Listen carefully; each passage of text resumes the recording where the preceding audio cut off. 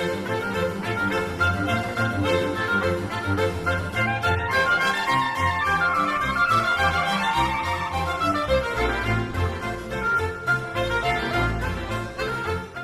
behalf of the editorial board of the Ramjas Political Review, I welcome all to the session with Professor Liah Greenfeld. Professor Greenfeld is the Professor Emerita at Boston University. She has written widely on nationalism, modern society, and culture. She's the author of Mind, Modernity, Madness, and of course, the groundbreaking Nationalism, Five Roads to Modernity, and the Spirit of Capitalism, Nationalism and Economic Growth. Also joining us is Miss Monica. She's a visiting PhD at Boston University and a senior research fellow at IIT Indore. She works on identity transformation through the impact of nationalism and is an alumna of the Department of Political Science, Ramjas College, University of Delhi as well. Professor Greenfeld will be speaking today on From Nationalism to Civilisations, the development of a line of thought, which will be followed by an interactive question and answer session with the audience. And I request the audience to type in their question in the chat box. Once the lecture by Professor Greenfeld is over, I will be calling out whichever question I find interesting. I will be there to moderate the Q&A for all. It is a very rare privilege to come across an original thinkers in today's time. We welcome Professor Greenfeld. Professor Greenfeld, it's over to you. Thank you very much. Thank you for this introduction and for the invitation to address you.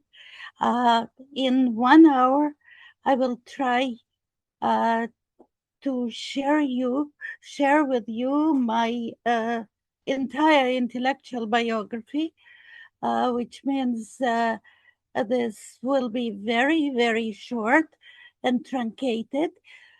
And I am doing this to demonstrate to you how the study of humanity can be made in a precisely scientific way that is exactly as it is done in biology and physics, in the natural sciences, that is beginning with puzzles about empirical reality and proceeding from those puzzles in a manner of conjectures and refutations to the ideas, accounting for those puzzles, explaining those puzzles. And in contrast to ideological discourse that starts with preconceived ideas and proceeds from those ideas to fitting phenomena to them, whether they fit or not. And this ideological discourse is in general very characteristic of the social sciences to which you may be exposed. So how is it all started for me? Having completed my PhD as a very young scholar, I found myself at the University of Chicago, where I was studying with Professor Edward Shills. And since he was very interested in the phenomenon of charisma, and I tried to account for it, I found myself in a disagreement with Professor Shills and provided my own explanation.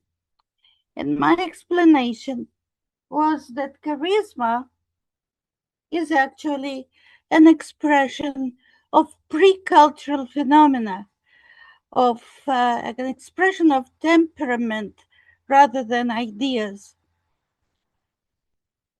And Professor Schills, being a very generous intellectual, helped me to develop this argument, which was completely opposed to his own argument, which explained charisma as a cultural phenomenon. So, as I was uh, putting the envelope at that time, we had to send our articles through snail mail. I was putting my envelope into the post office box. I just thought to myself, but I cannot be right. The very important, almost paradigmatic example of charisma is Hitler, and yet Hitler, it was not just a matter of temperament. He clearly manipulated ideas. And the response from the editor of the journal to which I sent it, it was my very first article written in English, was very positive. Only the editor asked, yes, it's all very, very interesting, but what about Hitler? So I decided that I must, because of that puzzle that arose in my study of charisma, I decided that I must account for those ideas that he was using. And what were those ideas? Those ideas were the ideas of nationalism, in this case, German nationalism. So, and this was the beginning of my interest in nationalism. So I came to it led by my subject, you see, rather than by anything else. At that time, indeed, it was in 1982. Nobody was interested in nationalism.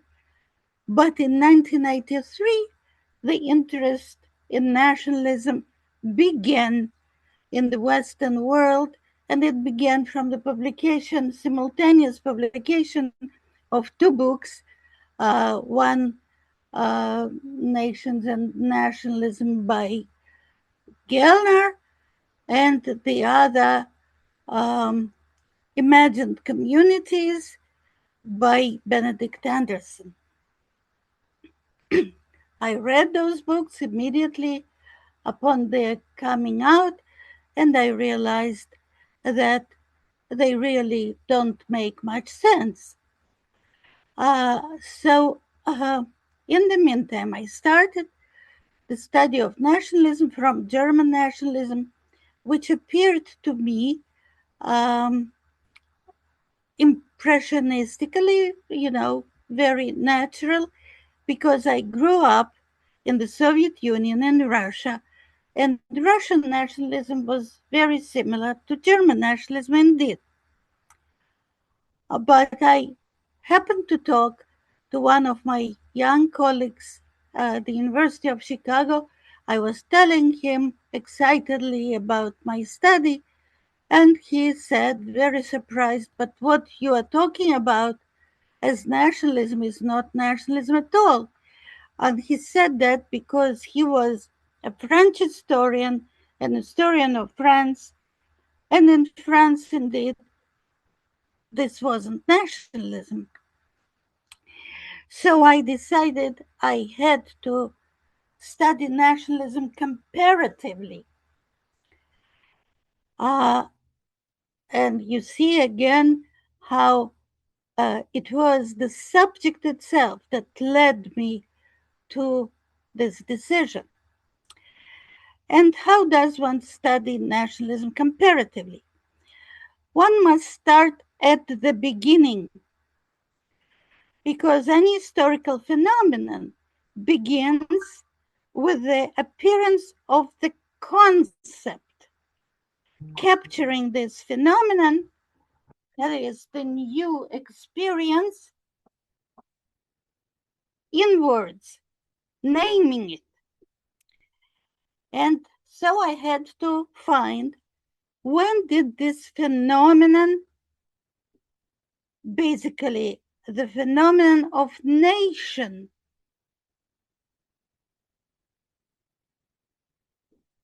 in reference to political community, to the sovereign community of shared identity and equal members, because this is how we understood nation at that time, right? How did it, when and how did it appear?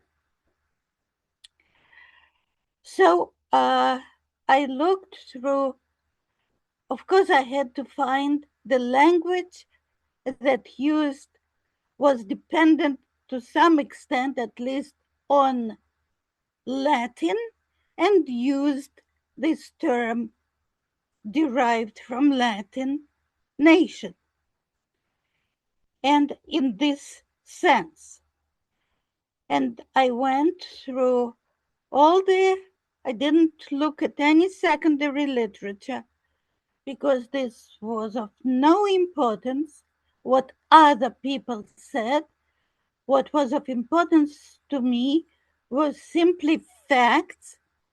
And I went through all of European dictionaries, that is, the dictionaries of the languages that were dependent on Latin and could use the word nation.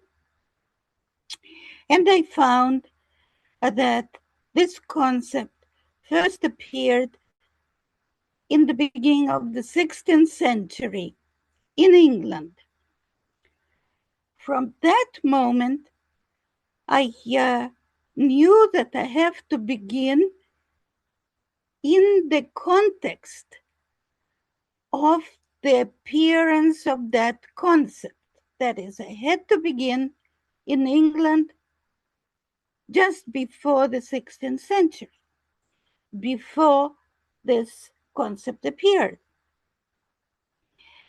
And it is really, I found then, it was very interesting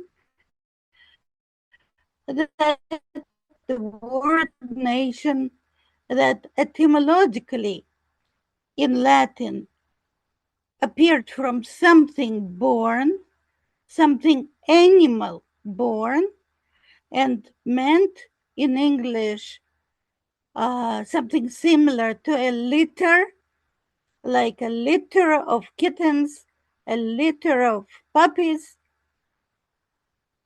underwent a very interesting and very complicated, complex development in the centuries, many centuries between Rome, where it was used indeed as a litter, to this new concept of the most respectable entity, nation, as the object of loyalty, as the locus of sovereignty, as a very dignified collectivity of fundamentally equal members and of shared identity in the 16th century.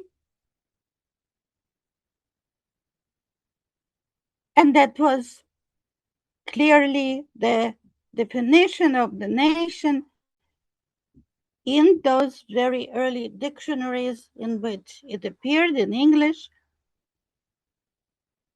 So this is the nation, political community, sovereign, of shared identity, of equal members. That is, a nation equated to the people with the principles of egalitarianism, absolute egalitarianism, popular sovereignty, and because of that, because of popular sovereignty, and sovereignty is indivisible, For that reason, secularism. Why secularism? Because God is no longer sovereign. If the community is sovereign, it means that God is no longer sovereign. How did this happen? I studied the context, the historical context of this thing in the early 16th century, and discovered that the main circumstance was the Wars of the Roses, the protracted 40 years conflict in the 15th century between different branches, the two different branches of the royal family, the Plantagenet family in England, as a result of which basically the entire feudal aristocracy of England was physically destroyed. And because the feudal aristocracy was physically destroyed by the end of this conflict, in which a new dynasty appeared, because the old dynasty, both branches were completely wiped out, a new dynasty appeared, and this new dynasty was lacked both prestige, it came from nowhere, and capital, lacked all the money. It was very reliant on the common people. And above all, it needed a new aristocracy, since the old aristocracy was physically destroyed. It needed a new aristocracy to help it rule. Now, at that time, the view of the world, the consciousness of reality that guided the thinking of people in England was that of the feudal society of hoarders. That is, the world, the society was imagined as rigidly separated into three unequal orders who could not, in fact, interbreed. So whatever interbreeding took place, as a matter of fact, had to be somehow explained away, that could not intermix. And those orders were the upper order of the military nobility. This is where aristocracy came from. The lower order of laborers. So the military nobility was maximum 4% of the population, and the order of laborers, the lower order, was at the very least 90% of the population, and the nobility was imagined, it was believed, that the nobility had a completely different blood from the lower order, so that this blood was blue. It was blue in color. And since the nobility was so rare, its blood was very rarely seen. So there was no empirical evidence that it didn't have blue blood. And the very often seen blood of the lower order was red, and indeed it was very often seen. And in the middle, there was a celibate order, that is, an order that didn't procreate. Only the upper and lower orders procreated. And in the middle was the order of the clergy that helped the rest of the population communicate with God, the order of the clergy, but they didn't have children. So the only orders that did procreate were those orders of the nobility and the lower order. Now, this new imagination, this new experience of necessary upward mobility of the lower order into the aristocracy obviously contradicted this imagination. Suddenly, people from the lower order uh, occupied the most important positions in their society that they knew could only be occupied by people of blue blood, but they knew of themselves that their blood was red. At that time, they were people of the people. At that time, the word people in all the European languages etymologically meant the lower classes, the plebs, the you know, just the human litter. And the word nation, as a result of its many hundreds years development in Europe from Rome until that period, 15th century, um, meant a tiny and very powerful elite of representatives of the cultural and political authority. They represented nations were actually factions in ecclesiastical disputes, in the disputes of various kingdoms about the authority of the Pope in Rome.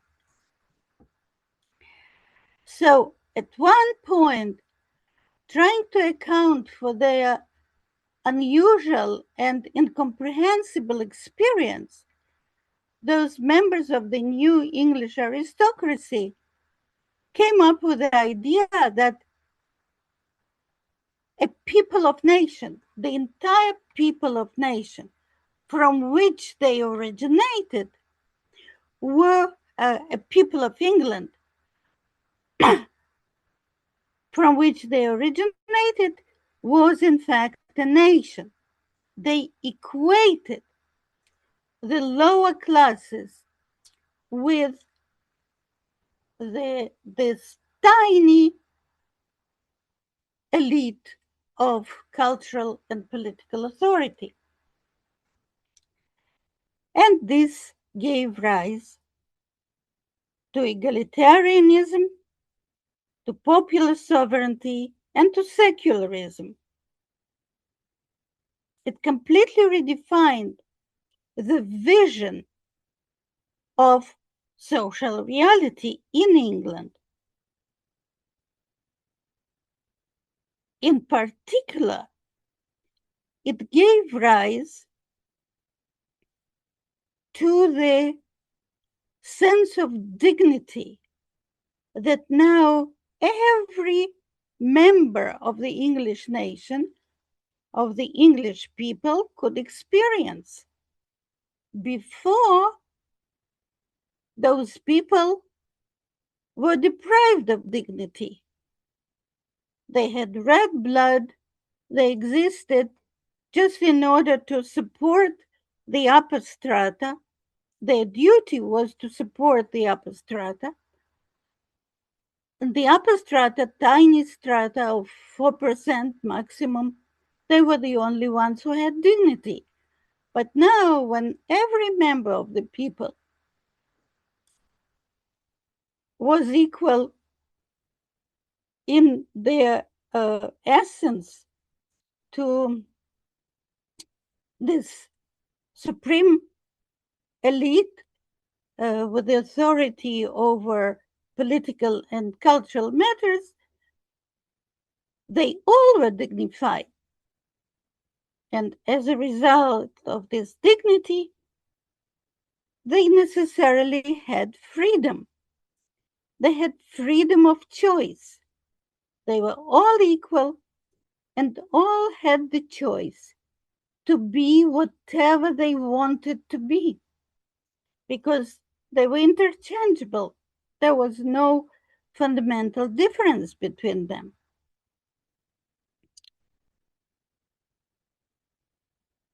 Now, for a long period of time, at least for 2 centuries, England was the only society that defined itself as a nation, and it changed its behavior drastically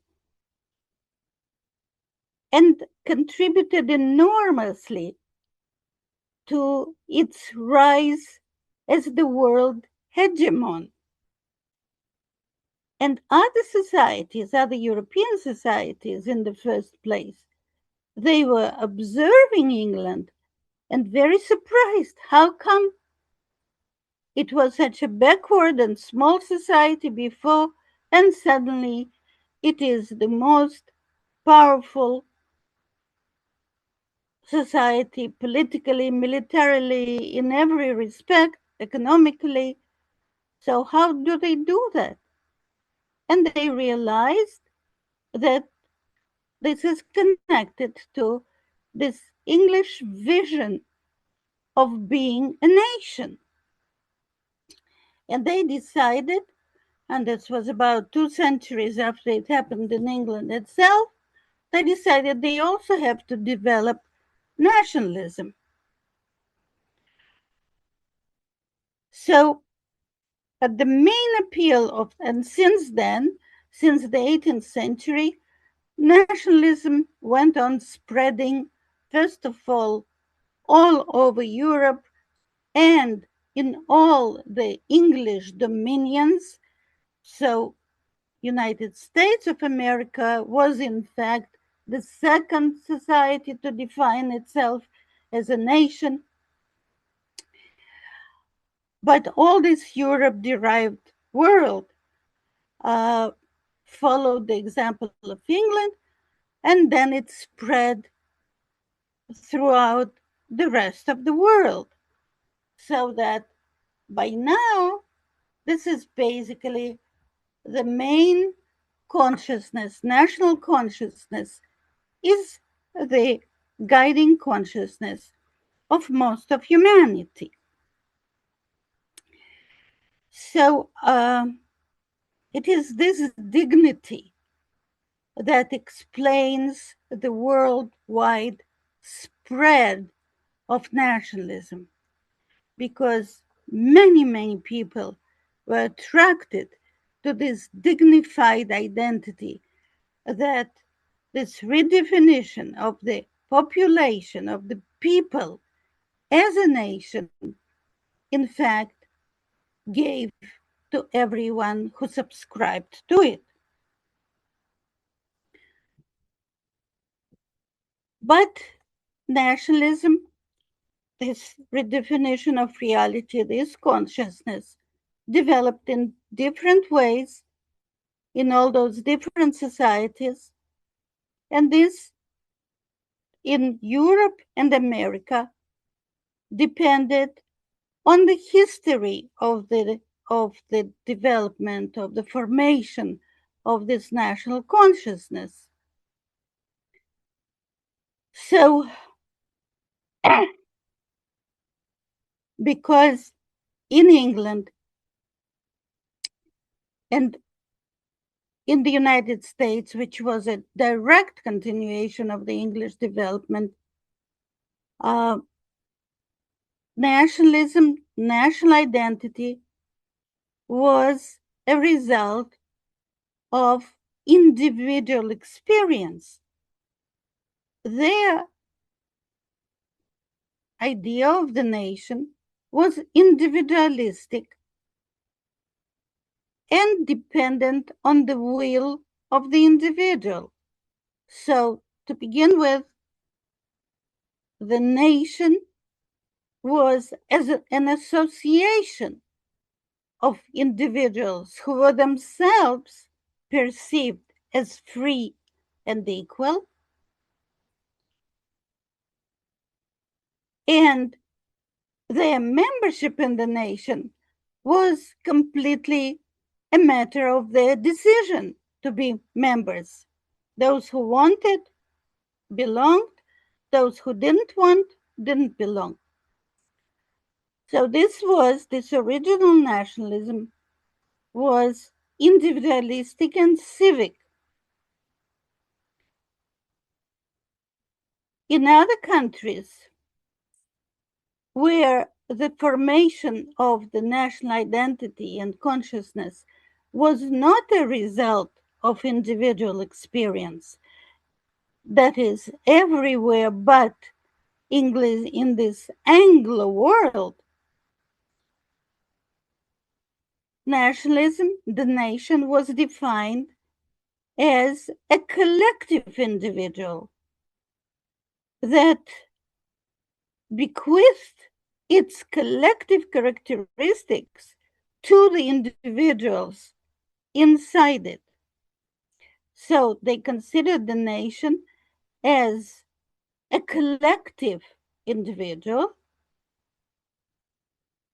and the membership in the nation could be either a matter of individual will, as it was in France, for example, because in France they had a long history of autonomy of the feudal aristocracy,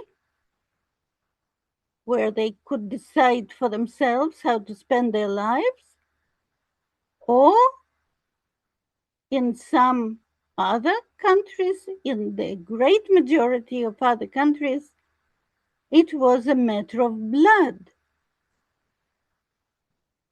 That is, in France it was civic, and the other countries it was ethnic. One couldn't decide, it didn't depend on one's decision. One couldn't decide, do I want to be a member of this nation or don't I?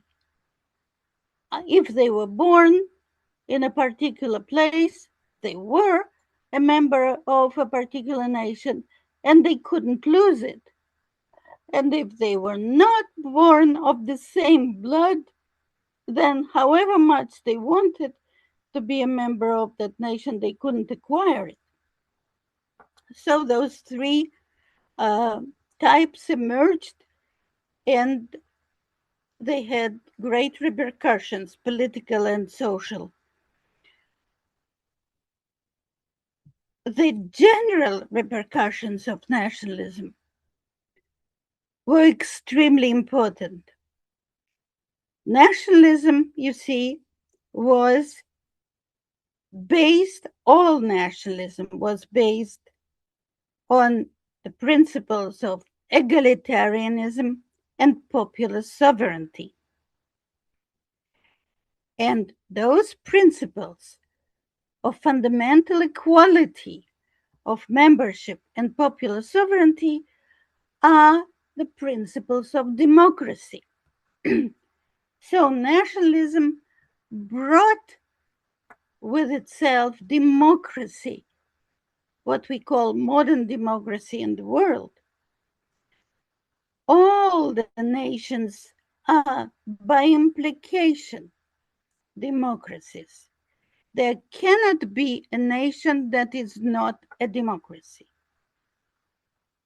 But there are different democracies depending on the type of nationalism that develops.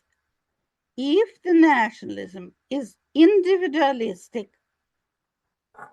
and civic, and if it is individualistic, it is by necessity civic,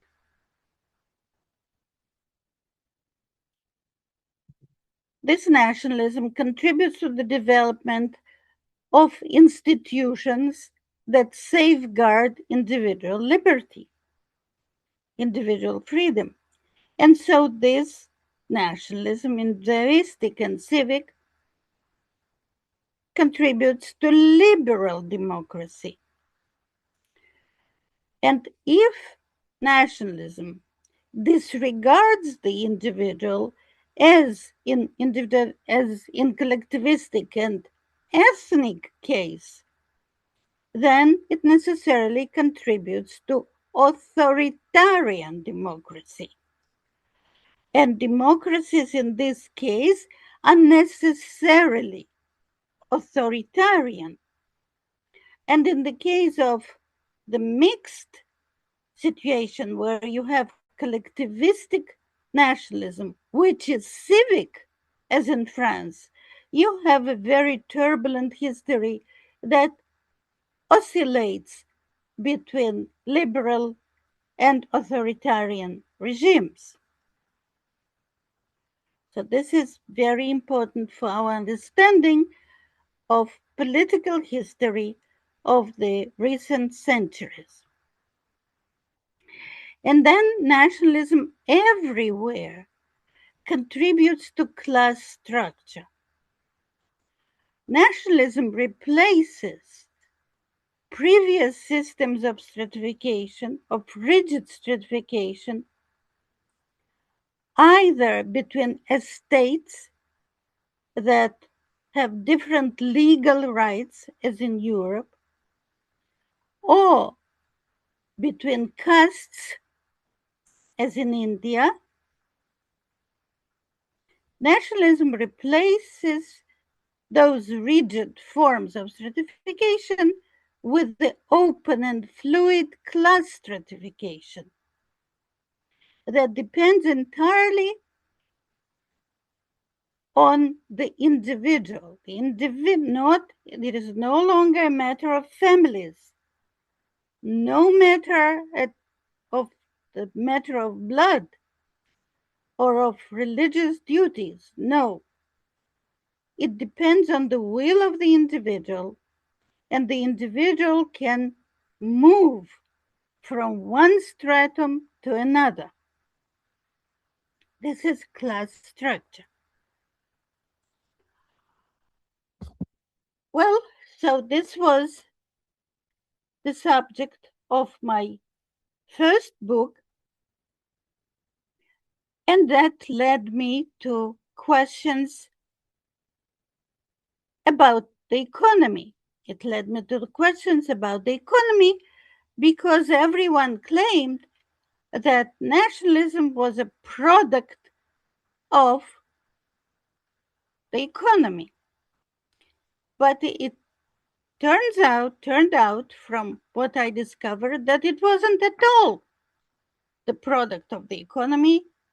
It was a product of an accident of history, these wars of the roses, and then of dignity that made nationalism appealing throughout the world.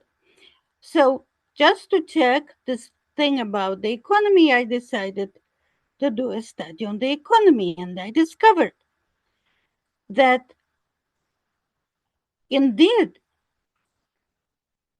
modern economy, a very different type of economy, developed together with nationalism. About 100 years after nationalism developed, a modern economy developed. And what was modern economy? Modern economy was the economy oriented to growth. And it replaced everywhere in the world the economy oriented to subsistence. So that now the most important thing in the economic activity became competitiveness, and especially competitiveness, collective competitiveness. And since the development of modern economy, and this modern economy oriented to growth was actually named capitalism. It was named capitalism first in the Netherlands in Europe. And we can talk about that, why this happened. Then in England, then everywhere, because capitalism was constant orientation to profit, not to life and comfort, but to profit and ever renewed profit. And how did it happen? Why this type of economy developed after nationalism? Because dignity was the most important characteristic of national identity. And this dignity was derived from the membership in the nation.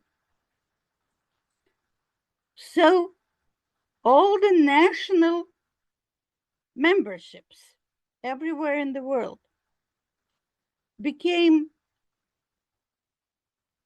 committed to the dignity of the nation itself. This became a very important, extremely important desideratum for them. And as a result, they constantly competed. They became very competitive, which they weren't before. There was no such thing in history before. And they very specifically competed for the dignity of the nation. For the dignity of the nation, in other words, for the standing of the nation in the international community, and for the prestige of their nation. But they did that through means in which either the great majority of the individuals participated, and this was very important in individualistic nationalism, such as English. And what did most of the individuals in the nation necessarily participated in? They participated in economic activity. And since this nationalism, the first competitive society was interested in, this led to the economy oriented to growth. They were all the time afraid. So in the beginning, England they competed like crazy, but against nobody, because nobody at that time, for the first 200 years, competed with them. They didn't understand why should they compete. They weren't nations. But the English constantly were afraid that if they stop for a second, then somebody else will outcompete them. And so they competed for 200 years against nobody. Of course, by the end of those 200 years, they were so tremendously ahead of the world that for another 200 years, nobody of those who already started to compete, they couldn't reach the economic strength of England.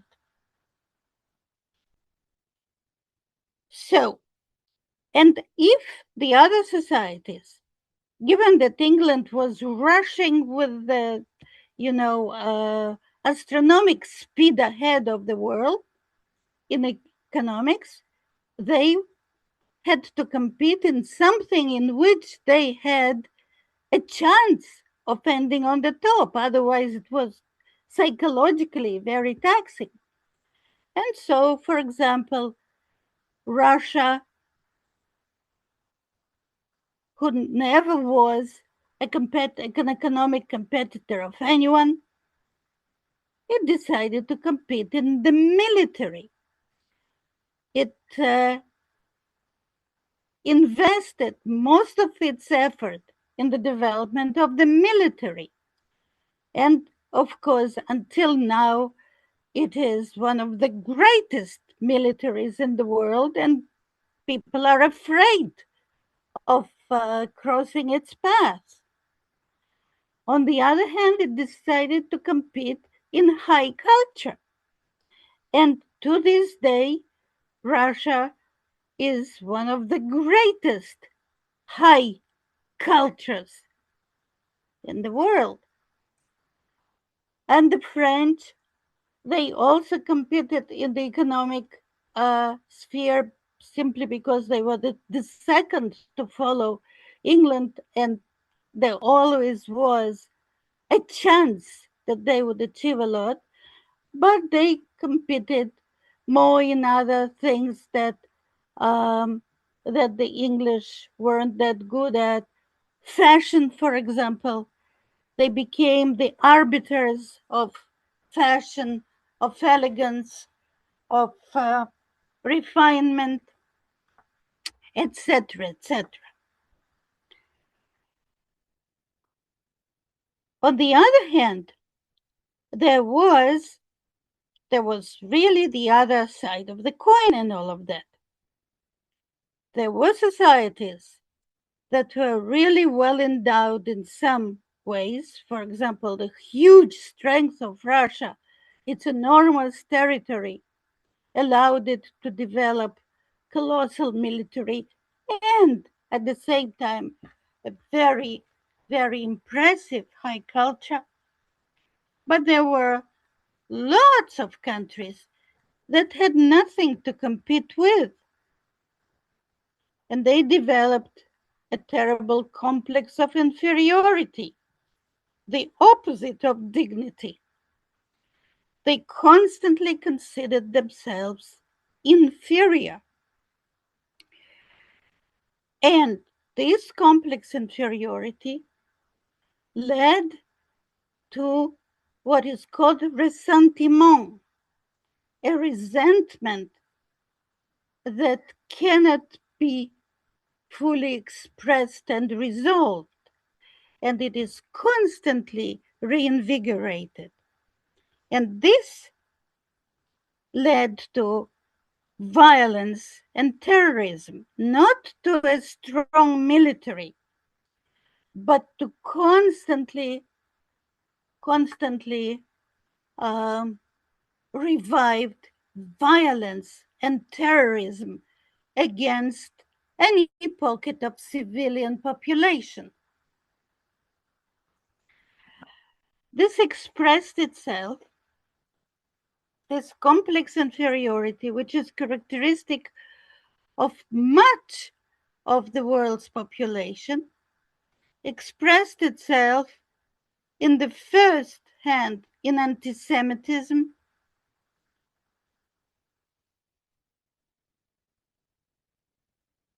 given that, well, just that, anti-Semitism. It expressed itself in the resentment of the leading Western nations, and interestingly, it expressed itself in the attitude of Muslims towards India. We can talk about that later, since we do not have much time. In any case, there was another side of the coin that spread dignity, that spread freedom, that spread democracy around the world. Nationalism also contributed to the spread of mental illness around the world. This was because, given equality and individual freedom, that is, freedom of choice, every individual was exposed to different contradictory promises of the society around one. And those contradictory promises led to the phenomenon of anomie, that is structural inconsistency, constant inconsistency, which leads to a psychological problem, of the psychological problem of insecurity and vagueness of one's identity. So the formation of personal identity in nationalism became very problematic. And when one is not sure who one is, that is, many people became unsure as to who they are, where they stand in their society, where do they belong, who they belong with. And this problem with the self, with the definition of the self, the personal identity, leads to the impairment of the will, which in many cases then contributes to absolute inability to act consistently, to know what to do next, and as a result, this leads to a lot of suicide. So, for instance, we know that now this is a new phenomenon in India. There are very many students, very often in engineering schools, who are subject to this phenomenon. Nevertheless, it was discovered consistently in the last century and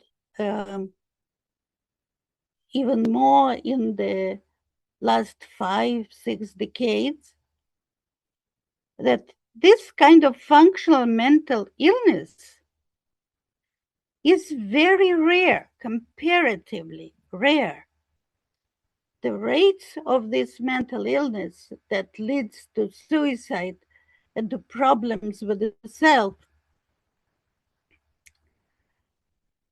the rates are much, much lower in South and East Asia than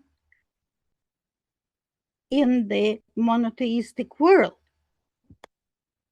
And this rarity of functional mental illness, problems with the self, leading to terrible psychological discomfort and suicide, is called by the epidemiologists who deal with mental illness, it's called a perennial struggle. This reminded me, when I was studying this phenomenon, this reminded me of the very interesting difference between Japan, which I studied in the second book on capitalism, of Japan, that didn't really correspond to any of the Western cases. And this is that Japan was kind of immune to comparisons between itself and the West. And this led me to the conclusion that nationalism must be taking different forms in different civilizations. And specifically, it takes different forms in the civilizations, Indian and Chinese, into which it was imported from the West. It emerged in the Western civilization, in the monotheistic civilization in the West, but when it was imported into civilizations based on different principles, it takes different forms. And so this led me again, naturally, starting from a puzzle in the phenomena themselves, in the subject, it led me to the study of civilizations and to the focus on the other civilizations, not on my own, which is monotheistic civilizations, including Christianity and Islam, but on other civilizations that are not monotheistic, that is on India and China. And it also led me to the development of the concept of civilization. That is the concept of the supranational sphere or level, because it influences how nationalism develops. It must be supranational. And when you start analyzing the supranational level by necessity, you understand that it is a self-sufficient, self-enclosed, meta or mega culture, a tradition derived from a set of first principles codified in the written language and through tropes embedded in the mind, giving rise to a characteristic mind, meaning that every civilization has a corresponding mind, and that the mind of the monotheistic civilization, for example, is completely different from the mind of the Chinese civilization. And both of them are completely different from the mind of the Indian civilization.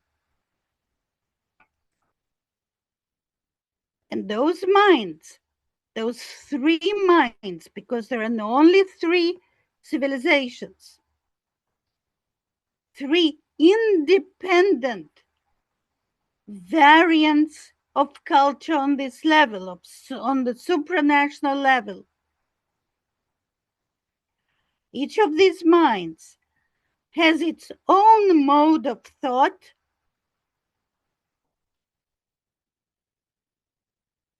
characteristic mode of thought. We think differently.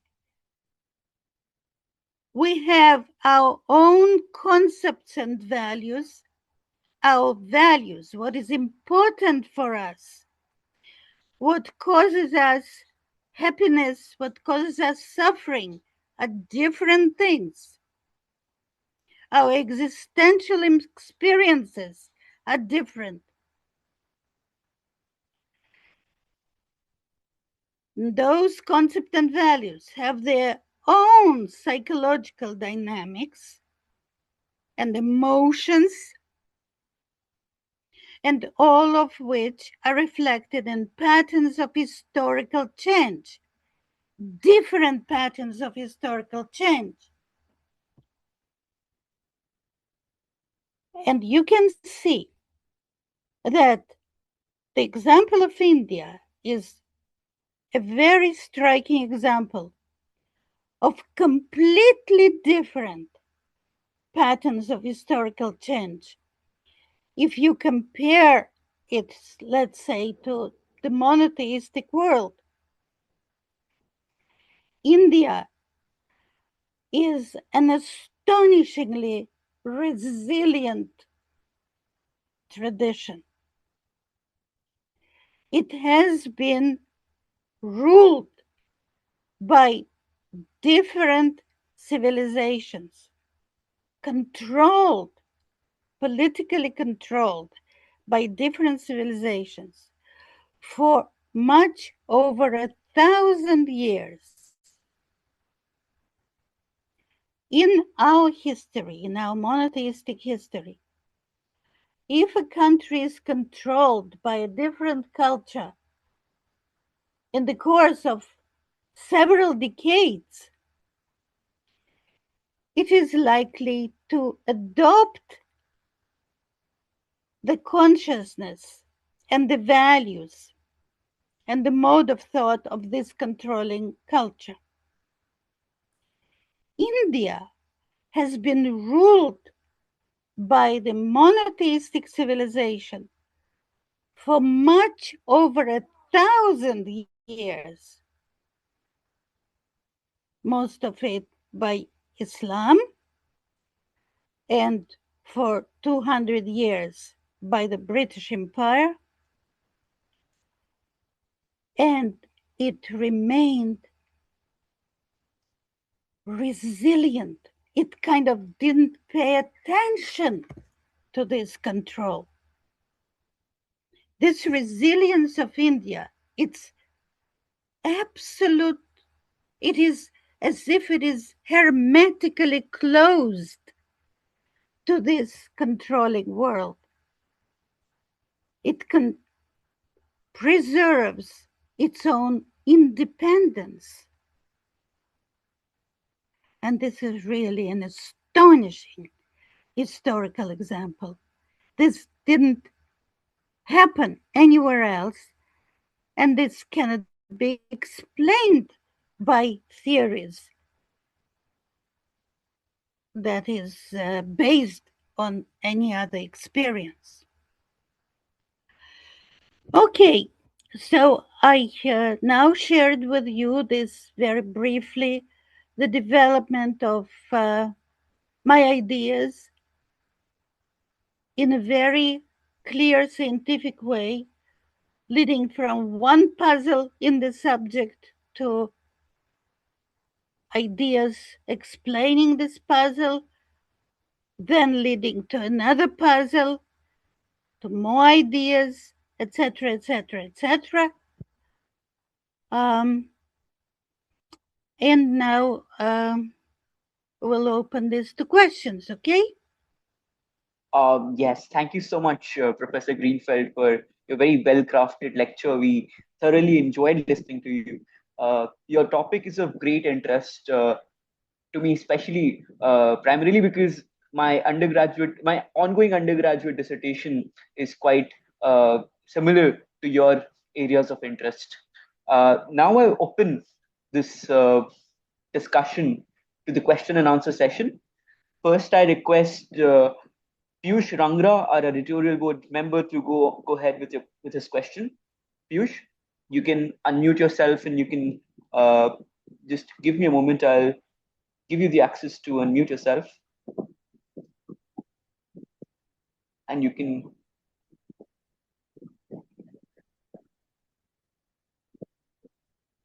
Just a moment. Yes, Piyush, you may go ahead. Good evening from India, Professor Greenfeld. You have argued that a general repercussion of nationalism is egalitarianism. Then my question pertains to why did modern nation states like England, France, and many others did not give voting rights to women and other landless classes within their society till the 20th century, since you have argued that nationalism dates back to 16th century England? Yeah, thank you. So, Professor, we can go to each question one by one. We have around 4 questions with us. Okay. Over to you. All right. Yeah. Okay. So it's a very good question. Thank you very much. Because social changes and especially cultural changes in the mind, because this is what we are talking about, do not occur from one hour to another. Yes, in England, it was from the 16th century. And in the 16th century, nobody voted. No. But England at that time, unlike other European countries, had a woman as the supreme ruler. It had a queen. And England never had a situation in which women could not inherit the throne. They were considered absolutely equal to men as such. The whole thing of voting was added, voting by men, voting by men of different economic status, voting by women. It was all added in much more recently. And then, logically, they had to give the right of voting to women. This was the conclusion to which they themselves reached, given that the entire population was equal. They understood that they have to give the right of vote to women, and they did. And now there are really no, not in Europe, there is not in the Western world anywhere, there is no country in which women are deprived of the right of voting. But the interesting thing about England really was very egalitarian in terms of genders, much before there was any one thought about voting altogether. Right. Yeah. I think that answers the question of Piyush as well. We have another question from the audience. Amin, I request you to unmute yourself. I will be allowing you the access. Please introduce yourself and you can proceed with your question.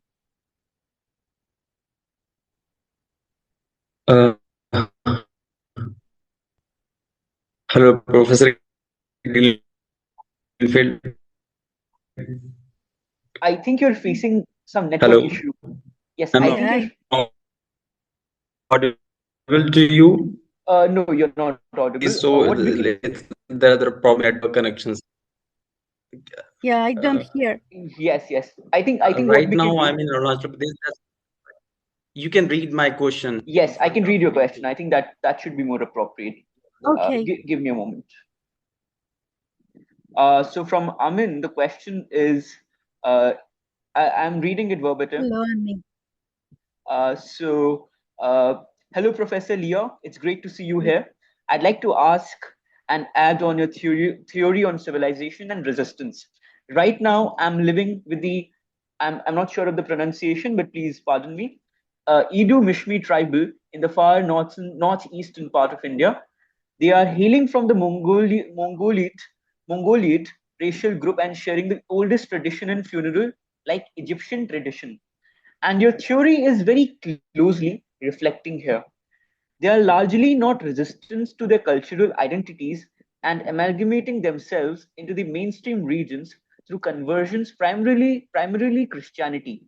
My question, therefore, is how does your framework account for societies where continuity is maintained not through resistance but through selective adaptation and cultural amalgamation? It's a very good question, Norman. Over to Professor Greenfeld. Yes, very excellent question. Most cultures in the world have not reached the supranational level of civilizations. There are only 3 civilizations that coexist now in the world. Only 3. Indian, Chinese, and monotheistic. In all those 3 civilizations, the emergence was a result of the rarest historical circumstance. the simultaneous development of the written language and first principles of their vision of reality. That is, they formulated their vision of reality in writing and thereby codified them. And as they codified in writing the first principles of their reality, they necessarily had to develop a language that corresponded to the mode of thought that this vision necessitated. Now, as they did this codification, it's very, very rare, this correspondence. They developed tropes through which, that is, tropes are produced by constant repetition of certain message and constant repetition on the neurological level, that is, in the brain, produces certain and constantly reinforces certain neural paths. That's how they create not only a particular mind, but they actually form a particular brain. You see?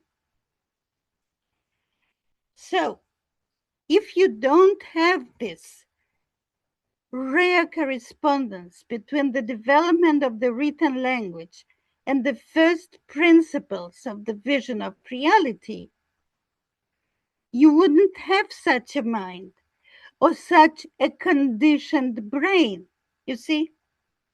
So if you don't have that, the culture would be very malleable, as you report about the culture which you now study. So they would behave in a rational way.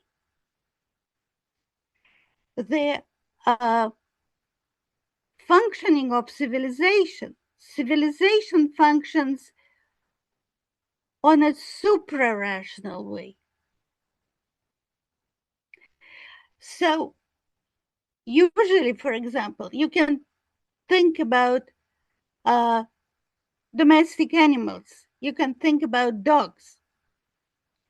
You bring a dog, which is a very intelligent animal.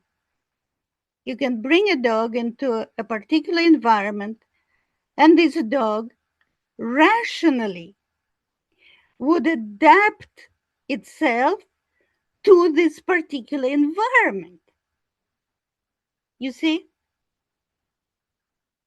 And would learn, oh, this is my family, and this is what this family eats, and this is when this family goes for a walk, and this is when, the way this family treats its neighbors. The dog will absorb all that because it is in its interest of adjustment.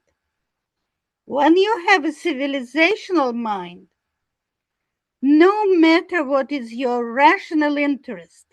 So in India, for example, the rational interest in the course of far more than 1,000 years was to adjust to the monotheistic culture. It was much more rational. But the huge majority of Indians did not adjust. They kept their own intellectual independence. Why? Because their mind was formed in such a way that it precluded adjustment.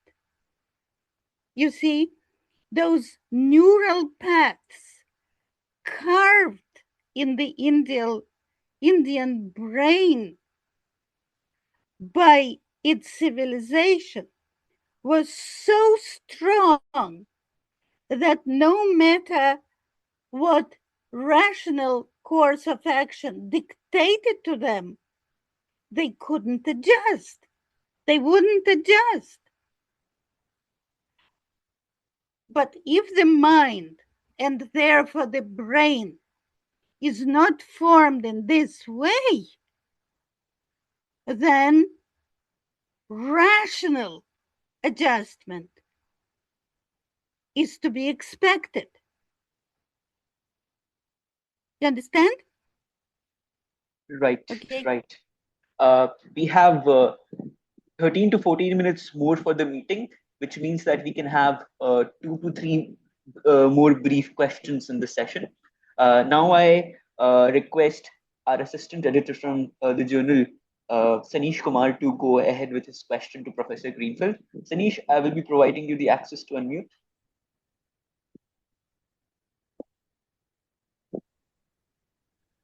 Hello, Professor. Yeah. First of all, thanks for having a session with us. My question actually is a sort of follow-up question to the first question that was asked by Piyush. Since the question actually pertains to the uh, critical scholarship that targets the concept of nationalism, as you propounded that with the emergence of the nation, there was a sort of upper mobility in the English society where the people, which is meant to be the lower strata of the society, moved to the aristocracy. And again, the question that Pius asked that women were not allowed to vote, and you answered that the seat of the throne of the empire was always open to the women. But question number one, how can we say that the throne was actually open to the women? Justifies that it was open to the lower strata, since we know that the women who could be on the throne can only be the elites, not the lower strata or the common people.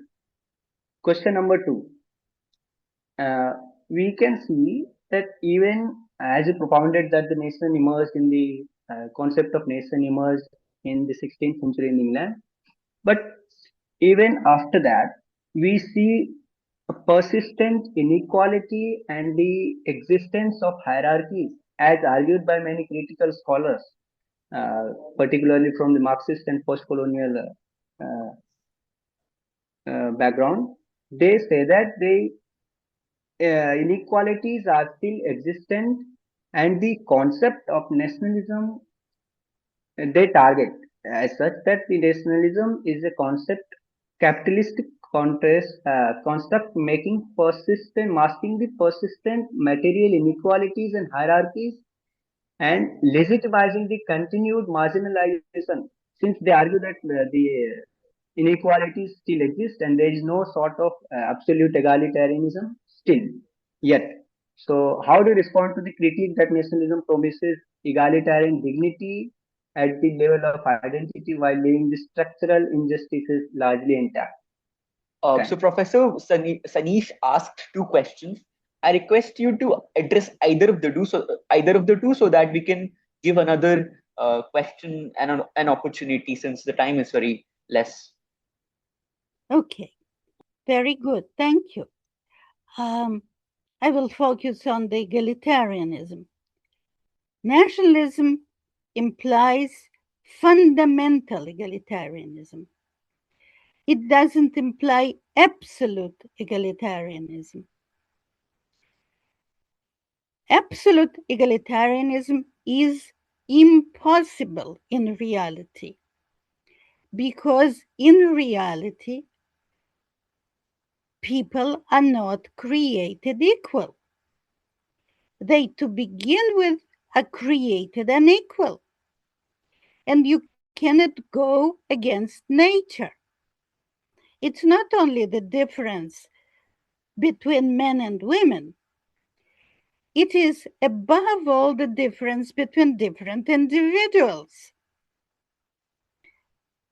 They have different desires, they have different talents, that have different ambitions, and in the end, because they are presupposed to be fundamentally equal, the result that is produced is the result of those natural individual differences. Now, why do people object to that, especially critical scholars? Everyone understands, after all, that people are not created equal. It is ridiculous. I mean, there are 8 billion of us, and we are, each one is created unique. So to level our differences is completely illogical. But Alexis de Tocqueville, who explained, among other things, the French Revolution, proposed a very interesting generalization that acts in this context. It is the more normal equality becomes in your worldview, this is what happened during the French Revolution, the more intolerant you become towards the remnants of inequality. So the more you expect that there would be equality, the more irritating every little piece of inequality becomes to you. Which means it is the smallest pieces of inequality which are most irritating. It is precisely in the most egalitarian societies in which one constantly harps on the remaining inequalities. In the least egalitarian societies, one expects inequality, so one is not upset. But in the most egalitarian societies, every little piece of imperfection in this respect is most directly noticed. That is called the Tocqueville effect. And it is a very, very important and useful concept. Professor, there is one last question. It is from Lankrita Singh. She's unable to unmute herself, given some technical glitch. So I will be reading her question out.